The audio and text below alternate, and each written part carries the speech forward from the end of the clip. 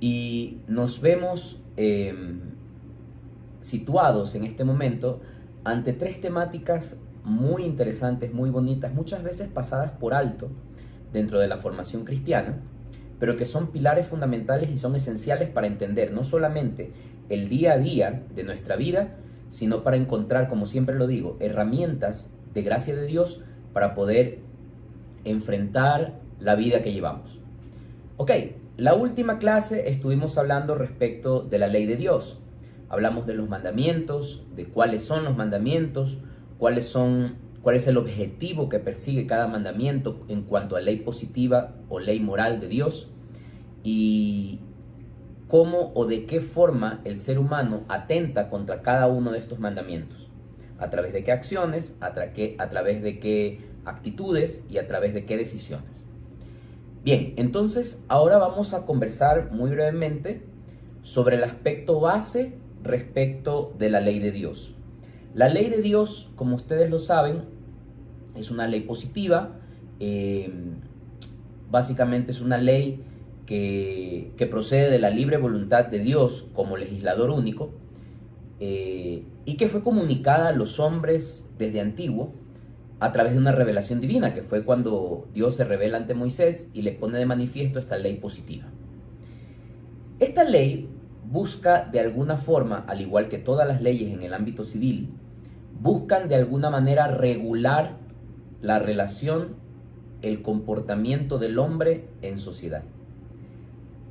Las leyes civiles tratan de eso. Ahora, la ley positiva de Dios un poco es la misma realidad, regular las actitudes, conductas y comportamientos del ser humano, pero considerándolas de acuerdo a un fin sobrenatural. Es decir, el cumplimiento de la ley, cuánto nos acerca o nos aleja del fin último que persigue todo ser humano, que es volver a Dios, volver al Padre, llegar a Él, descansar en Él. Somos criaturas de Dios y por tanto somos, como decía San Agustín, Señor, tú nos hiciste para ti. Fuimos creados para Dios, porque nuestra naturaleza y la imagen y semejanza que tenemos con Dios nos hace ser capaces de participar de su realidad divina. Por el bautismo fuimos constituidos sacerdotes, profetas y reyes, y en cuanto a reyes, porque estamos llamados a formar parte del reino de Dios. Profetas porque estamos llamados a anunciarle, y sacerdotes porque podemos vivir el sacerdocio común, unido y ligado al sacerdocio de Cristo, al sacerdocio de Dios. Entonces, somos criaturas por naturaleza tendientes a Dios. Así como existe la concupiscencia, según la cual todos los seres humanos tendemos habitualmente hacia el pecado, nuestra esencia, nuestra naturaleza es volcarnos a Dios. Somos criaturas que buscamos incesantemente tener en nuestras vidas y vivir la vida de Dios. Entonces, ¿por qué les digo esto? Porque entonces conviene ahora analizar sobre la base de que Dios legisla respecto de su ley positiva, porque a diferencia de las leyes humanas, las leyes civiles, que si bien es cierto, rigen una serie de normas y conductas respecto de ciertos actos que el humano, que el hombre realiza en sociedad, también la ley positiva rige en torno a determinados actos que el hombre ejecuta en su vida. Entonces, tenemos que hablar definitivamente de los actos humanos. ¿Cuáles son los actos humanos que la ley positiva de Dios rige, regula? Pues básicamente aquellos actos humanos que son cometidos por el hombre de manera libre y con voluntad. Entonces, se excluye de esta legislación, de esta rectoría o de esta regulación, se excluyen aquellos actos que son cometidos por el hombre sin conocimiento y sin libre voluntad. Es decir, una persona que no está en uso de sus facultades mentales, que no está en uso de su de su razonamiento, de su voluntad, difícilmente puede catalogarse la moralidad de los actos, puesto que estos, si bien pueden acercarte o alejarte del fin último sobrenatural que es Dios, difícilmente se puede juzgar a la luz de la voluntad, puesto que en este momento, en la situación que estamos hablando, no existe tal voluntad. Entonces vamos a hablar de este capítulo que se llama la teología moral. Como ustedes saben, teología es la ciencia filosófica, humana, divina, relacionada al comportamiento de Dios, hacia la realidad de Dios y cómo el hombre se relaciona con ello. Así como hay la teología sistemática, la teología mariana, hay también la teología moral. Entonces, intuitivamente podemos concluir que la teología moral la vamos a llamar como moral, simplemente, como aquella ciencia filosófica que estudia los actos humanos, pero no solamente como una ciencia que analiza los actos humanos como un simple tecnicismo, sino que analiza y estudia los actos humanos considerándolos en orden a su fin sobrenatural. Es decir, cada acción que yo cometo, cómo me acerca o me aleja de Dios. Eso estudia la teología moral. Entonces, por eso, antes de hablar de teología moral, hemos hablado de los mandamientos de la ley de Dios. Porque definitivamente, esta norma que regula el comportamiento del ser humano tiene que ser analizada con base en actos que son susceptibles de analizar o catalogar respecto de esta ley. Entonces tenemos que definir qué entendemos para nosotros como qué entendemos para nosotros como qué entendemos por acto humano, qué es un acto humano para nosotros. Entonces, según lo que hemos dicho, intuitivamente podemos concluir que los actos humanos son todos aquellos que proceden de la libre y deliberada voluntad del hombre. Es decir, yo en este momento estoy aquí sentado en esta habitación de hotel y yo quiero en este momento coger una botella de agua, ¿ya? Y tomar un sorbo de ella. Entonces, esta acción que estoy realizando, la estoy realizando de modo deliberado. Yo tengo la voluntad de realizarla. ¿Qué quiere decir esto? Que estamos hablando de todos los actos que se realizan con consentimiento pleno y libre voluntad. Es decir, yo conozco para qué sirve eso. Luego, voluntariamente y de manera libre, sin ser obligado por nadie, sin ser coercitivamente impulsado a hacerlo, cojo la botella y me tomo un sorbo de agua. En este acto debe intervenir necesariamente el entendimiento, puesto que el hombre no puede querer o desear aquello que no conoce, ¿ya? Es decir, ¿cómo puedo yo desear tomar de esa botella de agua si no conozco para qué sirve?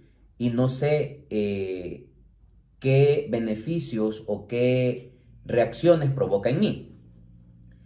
Entonces, todos estos actos humanos que los hemos definido como aquellas actividades que realiza el hombre de manera deliberada, con libertad, con conocimiento libre, con conocimiento y con libre voluntad, en donde interviene el conocimiento, el entendimiento de aquello que vamos a hacer, este grupo de actos humanos se pueden catalogar o se pueden dividir en dos grandes grupos: los actos lícitos y los actos no lícitos.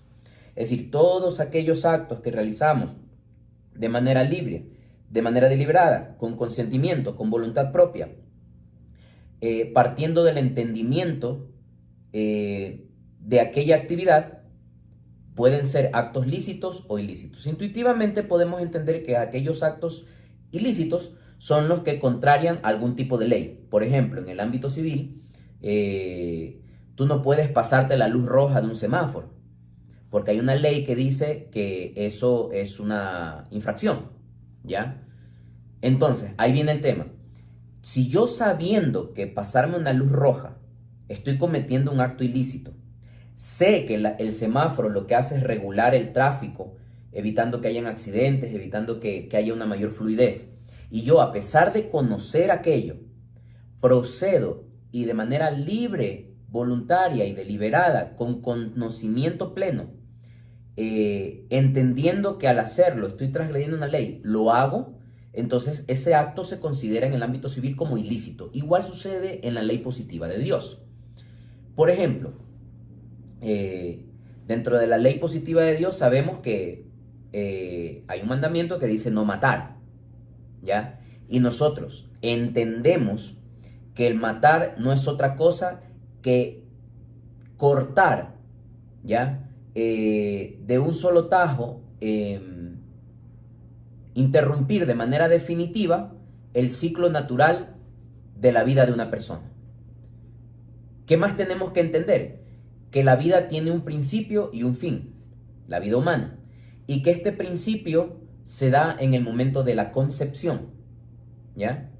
En el momento en que los gametos del padre y la madre se unen para formar un nuevo ser, que a partir de ese momento tiene un ADN distinto, tiene una composición biológica distinta, es decir, una persona que está, un ser humano que está en proceso de ser persona, ¿ya? Pero que definitivamente es un ser humano. Entonces la vida empieza ahí, tenemos conocimiento y sabemos que ahí empieza la vida. Con lo cual el aborto atenta contra el quinto mandamiento, o dicho más morochamente, el aborto es matar. El aborto es un asesinato. Entonces, si nosotros tenemos conciencia, conocemos que la vida empieza en la concepción, ejecutar un aborto, interrumpir la vida de una persona en el vientre materno, por cualquiera que fuera la causa, es en sí un asesinato, ¿ya? Es un acto ilícito.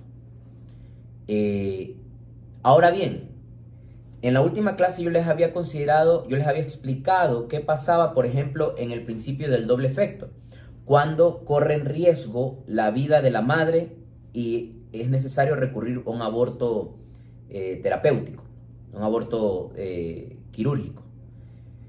Entonces, cuando hablamos del doble efecto, ahí es necesario que empecemos a entender ciertas cosas. ¿Qué actos la teología moral, qué actos son sujetos de evaluación bajo la teología moral y qué actos no? Habíamos dicho hace un ratito que son todos aquellos actos que son ejecutados con consentimiento, con libre voluntad, con conciencia plena, ¿ya? Y los actos que nos acercan o nos alejen de nuestro fin último y sobrenatural. Pero para poder entender esto, tenemos que desmembrar un poco este concepto. ¿Cómo la teología moral cataloga un acto humano? Básicamente lo cataloga en base a tres cosas: el objeto, el fin y las circunstancias. ¿Qué quiere decir esto? ¿Qué ocurre cuando yo, por ejemplo, quiero coger una piedra y lanzarla? Lanzarla así, sin ver a dónde cae. Ok. Ese acto humano de coger una piedra y lanzarla, ¿cuál es el objeto que persigue? Supongamos que el objeto sea: quiero desestresarme y voy a lanzar algo como para liberar energía. Ok, ¿el objeto es bueno? Sí, el objeto es bueno. El fin que yo persigo es justamente alcanzar un estado de bienestar, alcanzar una relajación mediante este acto. ¿El fin es bueno? Sí, el fin puede ser bueno. Ahora, ¿qué pasa con las circunstancias? ¿Qué pasa que si yo, sin darme cuenta, ya, por ahí abajo iba pasando una persona y esta piedra le cae en la cabeza y la mata? Entonces, ¿qué pasa con las circunstancias? El objeto puede ser bueno, el fin puede ser malo, pero si las circunstancias convierten al acto en inmoral o en ilícito, entonces el acto humano es ilícito, ¿ya? Entonces, ¿qué quiere decir? Que para que un acto sea considerado ilícito, debe cumplirse las tres, no una de las dos, las tres. Asimismo, para salvar un acto y dejar de mencionarlo como un acto ilícito, sino más bien como un acto lícito, tiene que cumplirse que las tres condiciones sean orientadas hacia el bien. ¿Ya? ¿Se entiende? Entonces, tenemos que analizar siempre el objeto que perseguimos con el acto, el fin que perseguimos, y si las circunstancias respecto de lo que yo hago convierten al acto en inmoral. Por eso es importante entender no solamente la afectación directa que tienen las cosas que realizamos nosotros, sino también cómo al realizarlas pudiera generarse un efecto contrario a lo que nosotros queremos. que las circunstancias vuelvan al acto inmoral. Entonces tenemos que hablar también de otro concepto que aborda la teología moral, que es el principio del voluntario indirecto. ¿Qué significa el principio del voluntario indirecto? Básicamente esto consiste en todos los actos humanos que realiza el hombre, que al momento de ejecutarlo, además del efecto que persigue, además del efecto que yo quiero lograr, de modo directo sigue otro efecto adicional. El ejemplo que les puse hace un ratito. El efecto que yo perseguí era relajarme, estar bien, lanzar una piedra y liberar energía. Sí, pero al matar a una persona hay un doble efecto y hay un efecto indirecto que hace que el acto que tú cometiste no sea lícito. ¿Se entiende? Entonces, por eso es importante entender el enfoque, el análisis y el alcance de la teología moral, pues que no es tan facilito solo con decir, pero es que yo no lo hice, yo quería hacer las cosas con una buena intención. Sí, tal vez tu intención era buena, pero al ejecutar la acción, circunstancias alrededor de la acción convirtieron a la acción en ilícita. Entonces, por eso es importante que entendamos esto, porque muchas veces la gente dice, no, pero es que yo actué, yo tenía buena intención con esto. Luego yo no quería que suceda lo de acá, sí, pero sucedió. Entonces las circunstancias convierten al acto como un acto inmoral. ¿Se entiende? Ok. Entonces, ¿qué vamos a entender de esta parte? De esta parte vamos a entender que hay actos humanos que no pueden ser susceptibles de ser catalogados como un acto moralmente bueno o malo, porque sabemos que como principio el acto tiene que ser ejecutado con consentimiento pleno, libre voluntad, conciencia y entendimiento. Entonces, evidentemente se excluye de todo esto a aquellas personas que no están en goce y en uso de sus capacidades mentales, pero que no estén totalmente. Porque hay personas que se ven abrumadas, atribuladas y no están parcialmente bajo el uso pleno de sus facultades mentales. Basta que haya un mínimo porcentaje de uso de facultades mentales para que podamos catalogar un acto como moral o inmoral. Ojo, aquí también hay que ser claros en esto. Solo el caso de las personas que están totalmente fuera de uso de sus facultades mentales, esos actos humanos que esta persona catalogue no pueden ser calificados de acuerdo a su moralidad. Ahora vamos a poner un ejemplo fuerte para ver si se entendió todo esto. ¿Qué pasa cuando un ser humano, fíjense este ejemplo, entra a su casa y ve que han hecho un acto cruento, un acto terrible, un acto sangriento con un ser querido? Y cuando sucede esa escena, esta persona entra en un shock, entra en una turbación mental extrema y tiene a 5 centímetros suyo un revólver. Y cuando vira, tiene enfrente a la persona que ocasionó este daño. Y esta persona, instintivamente, ¿qué es lo que posiblemente puede hacer? Coger y ¡pum!, disparar. Ahora, ¿qué es lo que nosotros diríamos? Yo no voy a dar una respuesta, no voy a decir si es o no ilícito, lo pongo para que genere análisis. ¿Cuál es el objeto que perseguía esta persona? Eliminar la vida del ser humano que estaba allá. Ok, definitivamente es un objeto malo. ¿Cuál es el fin? Quizás hacer justicia. Quizás podríamos entenderlo como una acción, una condición positiva. ¿Cuáles son las circunstancias? Ok, hay que analizar no solamente el acto en sí como un hecho aislado, sino también hay que entender si esta persona estaba o no en uso del 100% de sus facultades mentales. ¿Por qué sucede cuando las personas están sometidos bajo el influjo incontrolable de una fuerza exterior que les lleva a realizar algo de manera visceral, si se quiere? Entonces, el ejemplo no tiene respuesta, o al menos no la voy a dar yo acá, pero quiero invitarlos a que analicen, que piensen. ¿Cómo se puede hilar fino en el análisis de los actos humanos?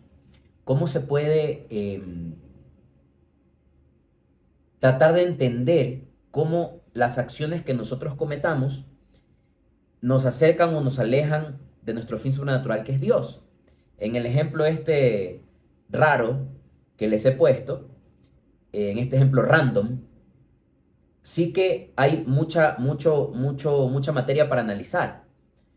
Porque alguien podría decir, ok, lo que estaba buscando es hacer justicia y la justicia es buena. Y ¿sabes qué? Esa persona estaba en shock, no pudo controlarlo, entonces y lo hizo. Bueno, ¿quién logra demostrar si realmente había perdido el 100% de sus facultades mentales y si esta ira era o no controlable? Para pensar. Entonces, en definitiva, este capítulo de nuestra catequesis es muy bonita, es muy interesante porque nos mete a ser mucho más conscientes antes de realizar acciones que puedan alejarnos del fin último sobrenatural, que es Dios. Entonces, como les dije en la última clase, ya ahorita que vamos aprendiendo, que vamos entendiendo, ya no podemos actuar simplemente como los animales, sin raciocinio alguno o simplemente dejarnos llevar por instinto. No, hay que entender que los actos humanos nos alejan o nos acercan de conseguir el fin último, que es Dios. Y que los actos humanos tienen que ser entendidos y analizados desde su naturaleza, desde las circunstancias y desde el fin y el objeto que la persona persigue al realizar este objeto, esta acción. Bien, entonces, superado este tema, vamos a hablar sobre algo que es muy interesante dentro de nuestro diario vivir. Muchos de nosotros hemos tenido experiencias con otras denominaciones, con otros credos religiosos o con otras posturas de vida en torno a la fe cristiana. Es así pues que conocemos a los hermanos protestantes, a los evangélicos, mormones, testigos de Jehová, anglicanos, etcétera, etcétera. O sea, hay para todos los gustos. Sin embargo, para los gustos de Dios, hay una sola iglesia que el Señor ha formado, que la hizo sobre Pedro, su apóstol, el primer papa, y que a través de ella ha buscado que el hombre busque su salvación. La salvación como ejecución de una realidad divina es un hecho individual, puesto que la salvación compete al ámbito de Dios con nuestra alma. Sin embargo, en cuanto al entendimiento de esta realidad divina, conocemos que la salvación es un acto comunitario. Por ello, la iglesia es el cuerpo de Cristo y aquello que Dios ha querido y ha puesto para que el hombre se salve, ¿ya? A través del conocimiento de su voluntad. Pero la pregunta que deberíamos hacernos, ¿cuál es la iglesia, la Pepa, la original, la que vino a ser Cristo? Bien, vamos a ver. ¿Cuáles son los principios que se desarrollan respecto de esta realidad? Cristo vino hace más de 2000 años, estuvo con la humanidad, con sus apóstoles durante un tiempo, predicó, enseñó, reveló, constituyó la alianza nueva y definitiva del Padre con su creación y dio su vida para salvación de nuestras almas, para que se despoje de nosotros el pecado original y tengamos la posibilidad de salvarnos. Y Dios ha querido que el hombre busque y alcance su salvación en el ámbito de la iglesia, no entendiendo la iglesia como un lugar físico, como el templo, sino la iglesia como el cuerpo místico de Cristo. ¿Por qué místico? Porque es un cuerpo misterioso, no es un cuerpo como el de ustedes o el mío, que tiene brazos, piernas, manos, cabeza. Es un cuerpo en el cual hay muchos miembros que somos nosotros, y este cuerpo de Cristo es la iglesia, la que conocemos como iglesia. Resulta que cuando Cristo ascendió a los cielos y que ofreció a sus apóstoles de que el Espíritu Santo vendría en Pentecostés, que decía, conviene que yo me vaya para que venga luego el Paráclito sobre ustedes. Con la venida del Espíritu Santo, los apóstoles pasaron de ser solamente hijos de Dios, discípulos, a ser soldados de Cristo, es decir, a reclutar gente, a predicar, a ir por el mundo, a llevar el evangelio y sobre todo a perpetuar lo que Cristo ordenó que se hiciera. Recuerden ustedes la última cena. Hagan esto en memoria mía. Vayan por el mundo, bauticen a las personas en el nombre del Padre, del Hijo y del Espíritu Santo. Perdonen los pecados. A los que les perdonen los pecados les quedarán perdonados y a los que no se los perdonen les quedarán sin perdonar. Entonces, ese fue el mandato de Cristo con sus apóstoles. Lo que yo les enseñé, vayan y háganlo con los demás. Les doy la autoridad para expulsar demonios. Les doy la autoridad.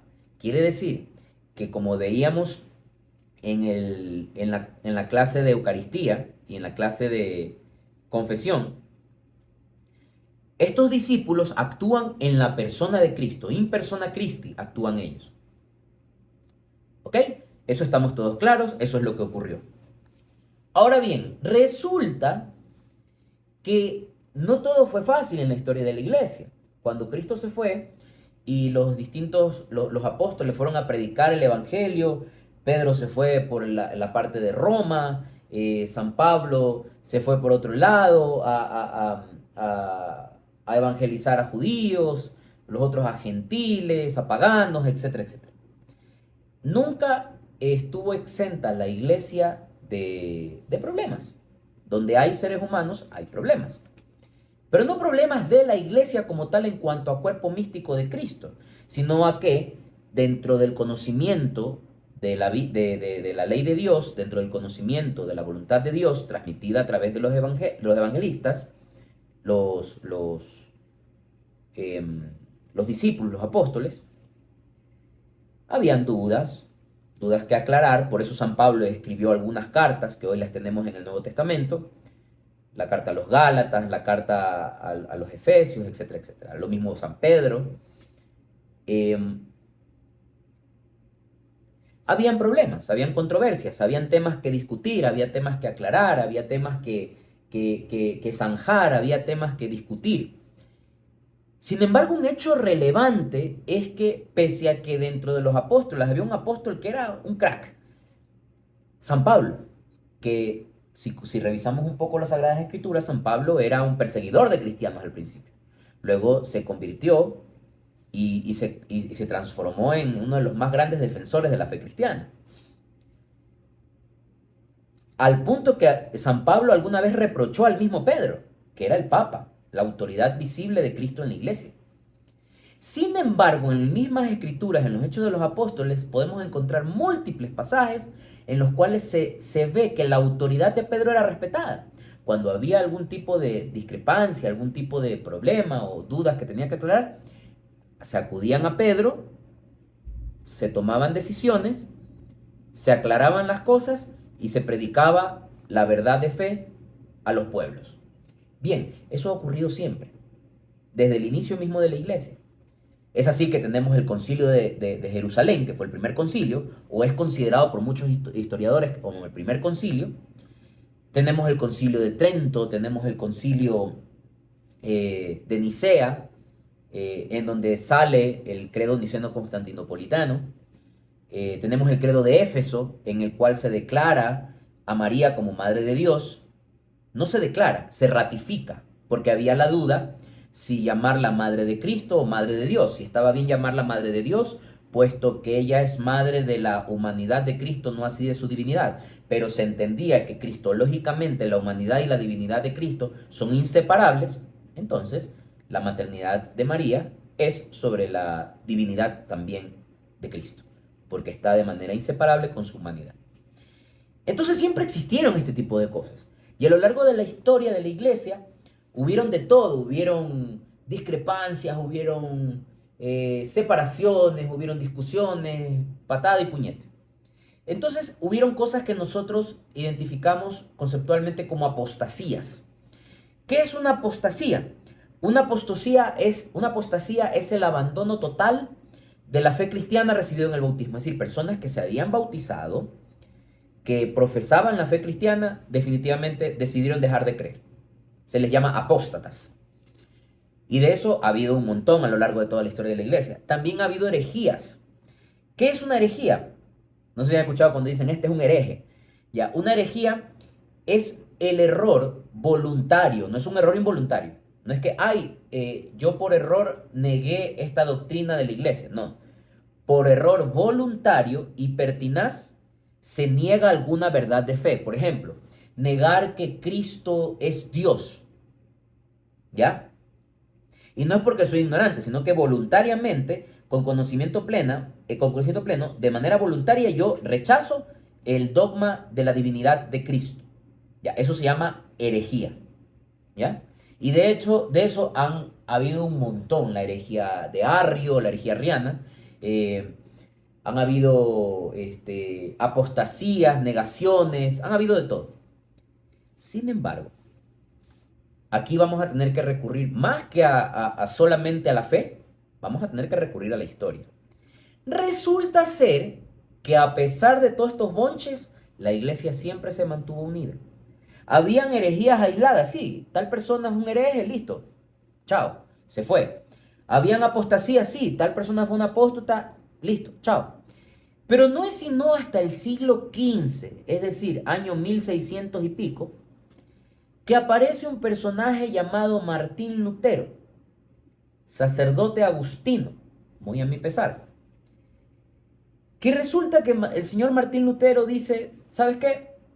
1500 y pico años después, la iglesia se ha corrompido. Y la única verdad que tenemos es la Biblia. Se rechaza totalmente la tradición. Bajo el enfoque de la salvación, nos salvamos únicamente a través de la fe. Las obras no son lo que te salva, sino la fe. Y evidentemente corta la comunión con el Papa y se abre de la Iglesia Católica. Chicos, en el siglo XV, 1600 años después que vino Cristo, aparece este señor Martín Lutero, que luego fue secundado por Calvino y muchos otros protestantes, y aparecen con algo que se llama la Reforma Protestante, a partir de la cual nacen los evangélicos y todas las denominaciones religiosas que ustedes conocen hoy en día.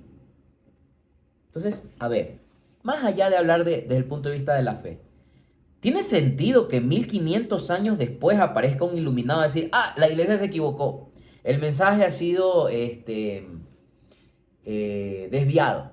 ¿Ya? ¿Tiene sentido?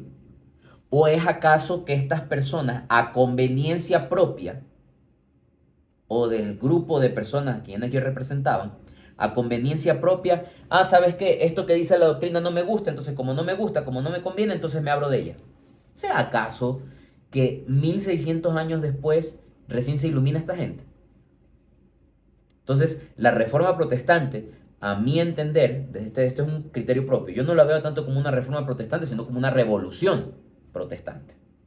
Porque lo que hizo fue generar algo que se llama cisma, que es división de una parte importante de la iglesia, el cisma luterano, que luego vinieron más cismas, el cisma anglicano, Enrique VIII, en la iglesia de Inglaterra, que cada uno tiene su naturaleza. Pero no quiero estancarme mucho en eso, sino entender el contexto apologético. ¿Qué es apologético? ¿Qué es apologética? Defensa de la fe cristiana. Me quiero centrar en el aspecto apologético de todo esto que estamos conversando. La fe verdadera es aquella fe que trajo Cristo hace más de 2000 años. Y para poder responder la pregunta de qué iglesia es aquella que conserva de manera perfecta esa fe, tenemos que identificar aquella iglesia que desde el día de hoy hacia el pasado llegue hasta Cristo. Y la única iglesia cristiana que llega desde nuestros días hacia Cristo es la Iglesia Católica Apostólica Romana. ¿Ya? Así, tan firme como se los estoy diciendo. No es que yo soy evangélico y nosotros tenemos la verdad. A ver, hijito, tu verdad vino acá al mundo recién en los años 1600. ¿Qué pasó 1600 años atrás? Estaban dormidos. Como muchos protestantes apelan al silencio de Dios, o sea que no hubo revelación durante todo ese tiempo, no hubo esa comunión de Dios con su pueblo, con su iglesia. No tiene sentido. Estamos apelando al silencio de Dios durante 1500 años. ¿Ya? Segundo, ¿qué dijo Jesús? Hagan esto en memoria mía. Esto es mi cuerpo. Esto es mi sangre. No dijo esto significa mi cuerpo, esto representa mi cuerpo, esto se parece a mi sangre, es un mero simbolismo. No, dijo esto es. Pregúntenles a los evangélicos si tienen la Eucaristía. Algunos grupos protestantes conciben la Eucaristía como un mandato de Cristo, como algo maravilloso, pero todos coinciden en algo. Lo ven como un mero aspecto simbólico. Y la Eucaristía no es simbólica. La Eucaristía es el hecho según el cual Dios se hace presente en las especies del pan y el vino, con todo su cuerpo, su sangre, su alma, su divinidad, de manera real, presente, completa, íntegra y limitada en el tiempo, y se actualiza en cada sacrificio eucarístico en la Santa Misa. Punto. ¿Tienen esto las iglesias evangélicas? No. ¿Tienen esto los testigos de Jehová? Eso no tienen nada. ¿Tienen esto los mormones? Ellos están más perdidos que los Restrepo. Entonces, mucho cuidado. Hay que defender la fe cristiana. Hay que defender la fe cristiana. Para empezar, hay que revisar el canon bíblico de la cantidad de libros que hay en el Antiguo y el Nuevo Testamento. Si ustedes revisan las Biblias protestantes, por ejemplo, ellos del Antiguo Testamento olímpicamente no reconocen un grupo de libros que se llaman deuterocanónicos, o se les conoce como deuterocanónicos. Por ejemplo, el libro de los Macabeos. Los evangélicos le tienen terror al libro de los Macabeos porque no les conviene, entonces no lo tienen. Por eso ellos tienen versiones modernas de la Biblia que lo que han hecho es, primero, traducir mal, traducir a conveniencia, como por ejemplo los testigos de Jehová. ¿Se acuerdan ustedes el pasaje en el cual Cristo está clavado en la cruz con los dos ladrones y el ladrón arrepentido le dice, Señor, por favor, acuérdate de mí cuando estés en el paraíso? ¿Y qué le responde Jesús? En verdad te digo que hoy mismo estarás conmigo en el paraíso. ¿Qué significa esa frase? Significa de que hoy mismo, apenas te mueras, vas a vivir el juicio particular y tu alma va a ser salvada y va a estar conmigo en el paraíso. Hoy. ¿Qué significa? Que después de la vida hay una trascendencia. No es que tenemos que esperar a la venida de Jesús en la parucía, la segunda venida de Cristo, para recién ver qué va a pasar con nosotros. No, nuestra alma se desprende del cuerpo después de nuestra muerte, inmediatamente pasamos a gozar, sea del cielo, del purgatorio o del infierno. Vinieron nuestro amigo Charles Taze Russell y luego Joseph Rutherford, que fueron los fundadores de los Testigos de Jehová, allá por los 1800 y pico. Y resulta ser que traducen mal, tienen una versión interlineal griega fatal de la Biblia, y ellos traducen este mismo pasaje, lo ponen así.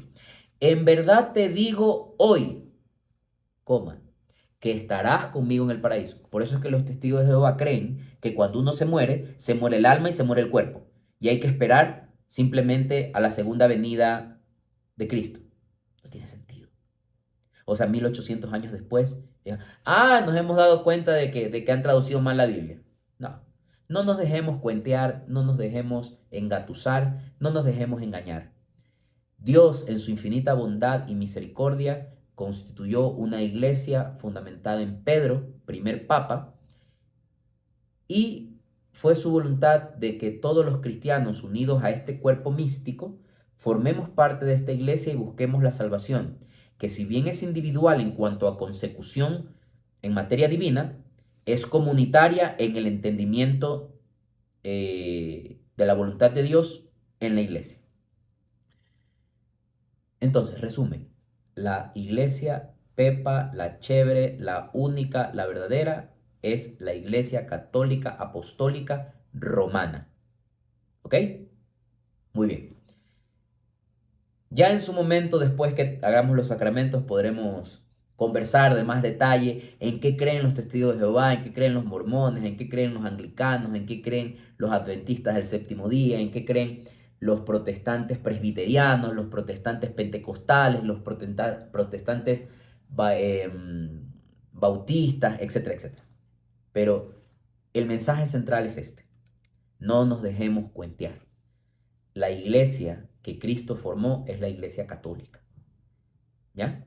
Y tenemos que defender nuestra fe, nuestra creencia y la iglesia de la que formamos parte. Bien, pasamos a otro tema que también estaba pendiente que lo veamos, y es muy breve, pero muy interesante. Muchos de ustedes alguna vez me preguntaban en la clase: oye, ¿cómo es este tema del demonio? ¿Cómo se manifiesta? Y todas estas cosas. Pues bien, hay una ciencia dentro del estudio teológico que se llama la demoniología, que estudia la demoniología, todas las realidades, todo el aspecto y el conocimiento alrededor de la existencia de este ser. Mejor dicho, la existencia de la ausencia de Dios. Siempre me rehúso a hablar de mal, porque el mal no es una creación, el mal simplemente es la ausencia o complemento de Dios. Complemento no entendiéndose como complemento, como tú me complementas, sino todo lo que está fuera de. ¿Qué es un demonio? Básicamente un demonio es un ser espiritual de naturaleza angélica. Hay que entender que los demonios son ángeles, son criaturas, son seres creados al igual que nosotros, de dignidad superior, pero son criaturas, no son divinos, ¿ya? Son seres angélicos que han sido condenados eternamente por una revelación con B labial, por una rebelión de estos seres ante Dios, que queriendo ser como Dios, no dieron a Dios la gloria que éste merece. No tienen cuerpo porque no son personas como nosotros, son seres angélicos. No existe en su ser ningún tipo de materia sutil, porque ellos, al ser de condición superior a nosotros, no están tampoco supeditados a la materia. No tienen tiempo ni espacio. Se trata de una existencia de carácter íntegramente espiritual, ¿ya? ¿Existe? Sí. ¿Existe el demonio? Sí. ¿Existe las obras del mal a través del demonio? Sí. ¿El demonio se manifiesta? Sí. Pero como les decía el otro día a uno de ustedes en la clase que estábamos compartiendo, ¿el demonio tiene poder? Sí. ¿Más que nosotros? Sí. Con lo cual, con el diablo no se juega. O sea, no hay que... Esto no es chiste, no hay que meterse en tonterías como que vamos a jugar la ouija ni nada de esas cosas. No se juega con el diablo. Sin embargo, pese a que el diablo tiene mayor poder que nosotros, tiene menor poder que Dios. En todo caso, al diablo no hay que tenerle miedo, ¿ya? No hay que meterse en cosas raras, pero no hay que tenerle miedo. ¿Cómo se manifiesta el demonio en nuestra vida? Se manifiesta de diversas formas.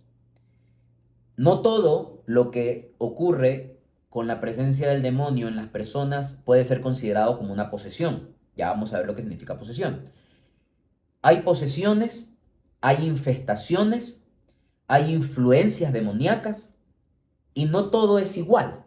Así como no todos los demonios son iguales. No es lo mismo la posesión a través de un demonio fuerte que a través de un demonio no tan fuerte. Pero ciertamente todas estas realidades tienen algo en común, y es que el demonio entra donde se le abre la puerta, porque el demonio carece de muchas habilidades o potencialidades que nosotros a veces creemos que lo tiene. Por ejemplo, el demonio puede eh, hacer que tú cometas un acto malo. Sí, pero no porque el demonio conozca tu pensamiento, no porque el demonio sea capaz de leerte la mente. El demonio no tiene esa capacidad, el demonio no puede leer la mente. El demonio hace algo que se llama conjeturar. Tú comienzas a tener un pensamiento y le das y le das y le das.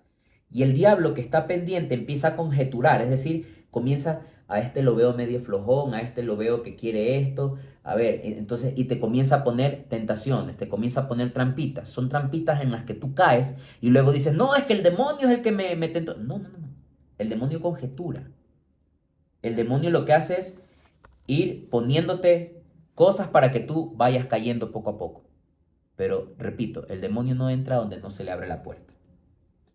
Entonces, ¿qué es una posesión? Una posesión es un fenómeno por el cual un espíritu maligno reside en el cuerpo de una persona, de determinada persona, no de manera permanente, puede ser en momentos, puede ser durante un periodo de tiempo, puede hablar y moverse a través de ese cuerpo y sin que la persona pueda evitarlo, ¿no? El espíritu maligno no entra al alma, ojo, porque repito, el demonio no tiene esa capacidad. El demonio entra al cuerpo, no al alma, ¿ya?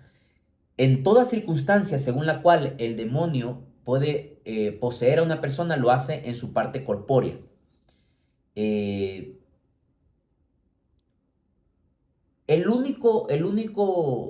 la única parte material que es susceptible de sufrir una posesión es el cuerpo, no el espíritu, no el alma.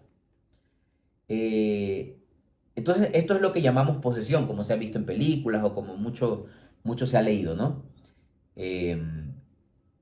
Lo cual no es lo mismo a una infestación. ¿Qué es una infestación? A la infestación la conocemos como, por ejemplo, la infestación, para poderlo entender mejor, es una posesión que existía, últimamente no se ha visto muchos casos, pero existía en animales, en objetos o lugares. Es un fenómeno medio común, particularmente siglos atrás, en la que el diablo toma control, poder, posesión de objetos, objetos que se mueven, cosas que comienzan a tener un comportamiento extraño. Ya les digo, en animales no es tan habitual, ha pasado, pero no es tan habitual. Entonces se llama infestación, que no es una posesión, porque no entra al cuerpo de la persona, sino que se manifiesta de manera física, corpórea, a través de fenómenos, movimientos y cosas así.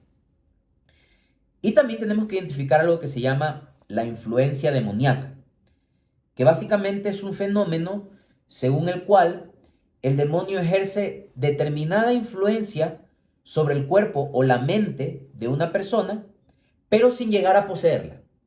Esto ocurre, por ejemplo, en gente que siente, apartándonos de la esquizofrenia, ¿no? Que es un efecto psiquiátrico, pero que comienza a escuchar voces y cosas y perturbaciones. Esa se llama influencia demoníaca. Esto es algo que creo yo, es una teoría que tengo yo, tendría que probarla científicamente. Yo creo que detrás de la mayoría de trastornos depresivos crónicos severos, aparte de la cuestión de la falta de segregación de serotonina, de no sé qué, que no sé cuánto, y toda la cuestión neuronal, yo también creo que detrás de muchos trastornos psiquiátricos hay influencia demoníaca. No posesión, influencia demoníaca. Particularmente en aquellos en los que se dan casos de suicidio, de personas que se autoflagelan. Yo soy un fiel creyente de que ahí hay mucha conjetura del demonio, ¿ya? Pero bueno, es una teoría que tengo que probarla, ¿no?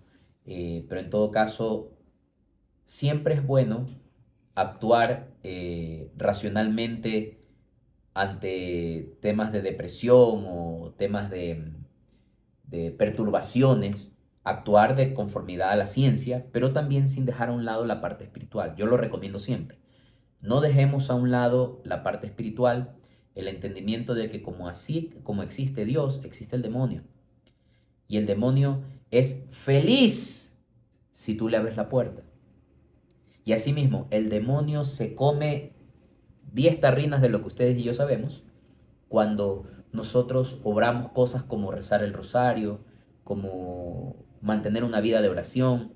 Repito, el diablo entra cuando se le abre la puerta. Cuando no se le abre la puerta, el diablo no entra. Puede tocar la puerta, te puede molestar, te puede estar perturbando, puede estar ejerciendo una influencia fuerte. Pero si tú no le abres la puerta, no entra. No entra. Entonces, bien, espero no haya inquietudes. Repito, en lo posterior podremos desarrollar más y más cosas al respecto. Y como último tema, y no por ello el más importante, el menos importante, sino de hecho uno de los más hermosos, vamos a cerrar esta catequesis con la temática de Mariología.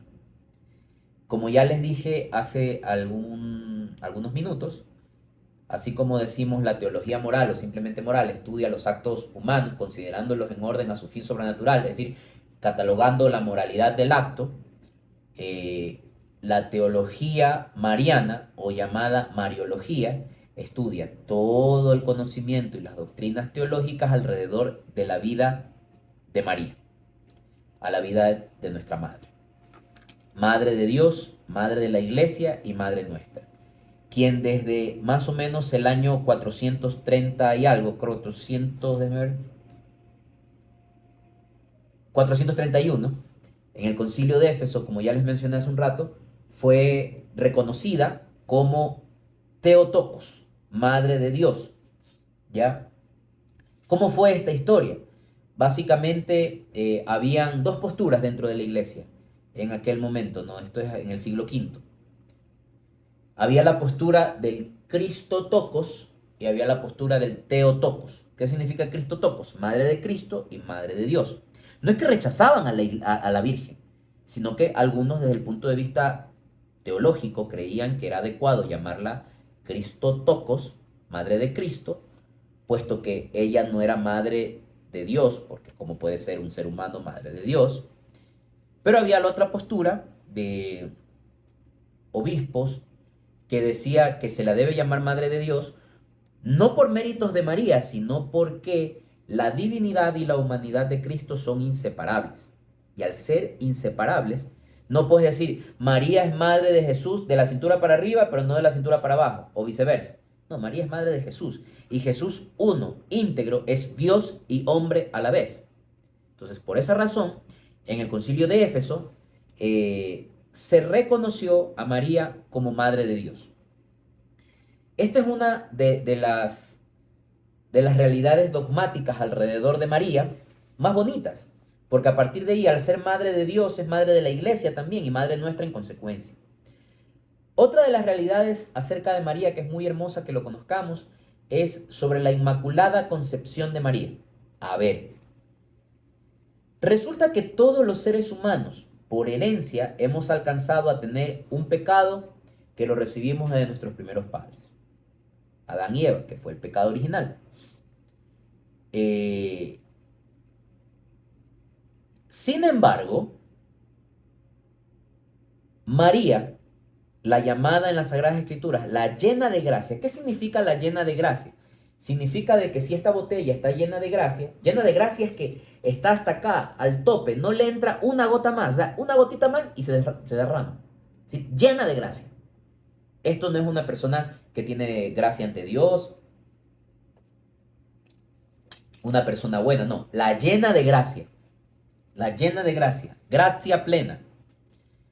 La plenitud de la gracia en María, ¿qué contempla? ¿Qué contempla y qué significa que sea llena de gracia? Significa que no habita en ella perversión alguna, no habita en ella ausencia de gracia alguna, porque está llena de gracia.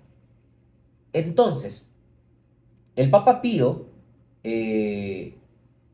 el Papa Pío IX, a través de la bula Ineffabilis Deus, que esto fue en el año 1800, déjenme revisar, 1854, fue reconocida María y saludada como llena de gracia. ¿Qué significa la llena de gracia? Que también se lo anuncia en el Evangelio. Significa que la Virgen, por una predilección especial de Dios ante ella, y porque en ella iba a nacer el Salvador del mundo, ella fue concebida sin pecado original. ¿Ya? De todos los seres humanos, excluyendo obviamente a Jesús, porque Jesús, aparte de ser humano, era Dios, es Dios, pero del resto de la humanidad, solo María fue concebida, es decir, nació sin tener este pecado de herencia de Adán y Eva. Por eso a María se la reconoce como la nueva Eva. Si por una mujer entró el pecado al mundo, por una mujer entra la salvación, que es María. ¿Cuál es la salvación que entra por María? Jesús. De hecho, hay una frase muy bonita en latín que dice ad Jesus per Mariam, a Jesús por María. Entonces, el dogma de la Inmaculada Concepción de María se entiende como esa predilección que tuvo Dios con María, y puesto que en ella iba a nacer el Salvador del mundo, el Hijo de Dios, el Verbo, la segunda persona de la Santísima Trinidad, hecho hombre, era necesario que ella sea concebida sin pecado original. Ahora, como ustedes ya conocen, cuando hablamos del bautismo y todo lo que significa el pecado original, sus frutos, sus consecuencias y todo lo demás, todas esas cosas terribles, María no las tiene. ¿Ya? Por eso es que también se puede dar un salto, que de hecho esto fue antes, esto fue por el año 1550, se habló en la iglesia respecto de la virginidad perpetua de María, ¿ya? Pero adquiere mucha más relevancia cuando se establece la Inmaculada Concepción. ¿Por qué? Porque al María estar preservada del pecado original, no tenía que estar sometida a las condiciones propias del pecado original en las personas, ¿ya? De hecho, parte de aquellas consecuencias del pecado original, que es fruto de la desobediencia de nuestros primeros padres, es el parto con dolor en la mujer. Y por eso es que el parto de María fue un parto natural, normal, sin mayor complicaciones, sin mayor dolor. Y por ello es que la concepción virginal de María hace necesaria también un parto y una conservación virginal de María. Alguien podría decir, oye, pero si María después del parto ya no quedaba virgen por las propias roturas de los tejidos ocasionadas al momento del parto, ¿pasaba algo? No, no pasaba nada. Pero es que no es un tema de que lo que nos guste a nosotros o no. Es lo que conviene y es necesario a efectos del rol de María dentro de la economía de la salvación. Tan importante es María, que María es quien mete cizaña y ocasiona de que Jesús adelante su manifestación pública a través de los milagros. Recuerden ustedes el milagro de las bodas de Caná. Jesús no estaba dentro de su hoja de ruta en ese momento. María es la que le dice, oye, pila, se les acabó el vino. Y Jesús le responde, oye, ¿cómo? No ha llegado mi hora todavía, espérate. Y María, como toda madre, así que hagan lo que Él les diga. Yo no sé, yo ya hablé. Y Jesús, en efecto, pues, se dejó cautivar y complació a su mamá. Complació a su mamá. Cedió ante el pedido de su madre. ¿Ya?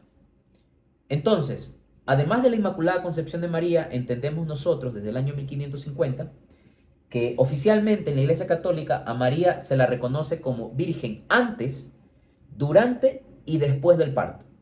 No comamos cuento del punto de vista apologético. También muchos de nuestros hermanos protestantes dicen, no, es que María tuvo más hijos. Nunca en ninguna parte de la Biblia se habla de que María tuvo más hijos. Se habla de los hermanos de Jesús, que es distinto. Y si revisamos la versión interlineal griego, que es la Biblia en griego, porque el Nuevo Testamento fue escrito en griego, el el término hermano hace referencia a próximo pariente, es decir, no hace referencia al hermano sanguíneo, sino puede ser primo, la gente que habitualmente estaba con ellos. Es como nosotros en las iglesias nos llamamos hermanos, pero no somos hermanos paridos por la misma mujer, somos hermanos en la fe. Entonces, en ninguna parte de la Biblia habla de los hijos de María, sino de los hermanos de Jesús. ¿Ok?